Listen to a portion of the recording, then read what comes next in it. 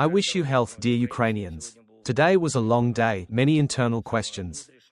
Energy, on the situation with the restoration and on the protection of energy facilities.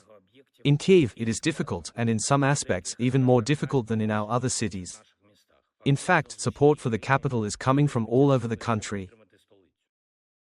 The Ukrainian government will expand all support programs, and around 100,000 thermal aid packages alone will be distributed. There are things that need to be done for Kharkiv. The Ministry of Energy should speed up the necessary supplies.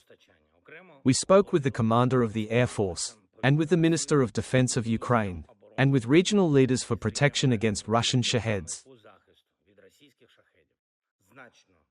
Defense lines have already been significantly reinforced with additional positions, crews, and drone supplies. Yet this is still insufficient, especially in critical areas such as Zaporizhzhia and other regions. A very specific task has been set to strengthen all lines of defense for the energy sector and all forms of protection for critical infrastructure. I want to thank all the repair and emergency crews that are now working both in Kyiv and in the regions. People are very exhausted. There will be new brigades. We talked about this with the Minister of Energy. I thank all state-owned companies that help. Ukrzaliznytsia, Naftogaz, all utilities, all energy companies. Naftogaz also provided the first supply of liquefied American gas this year. We need this additional import because the Russians have destroyed a significant part of our production. We are also preparing the first supply of American gas through Greece and neighbors in Europe. We agreed on this. I thank you that the agreements are working.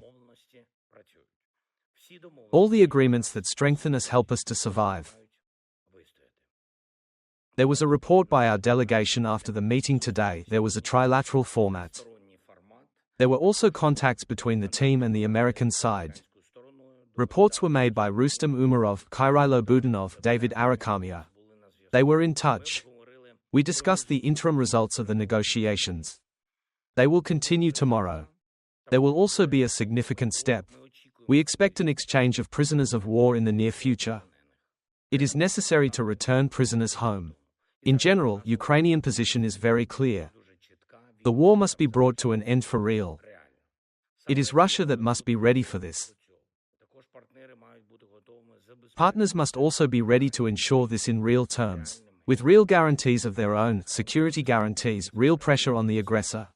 And in a way that is felt now, so that people in Ukraine can feel that the situation is truly moving toward peace, toward the end of the war, and not toward a scenario where the Russians use everything to their advantage and continue their strikes.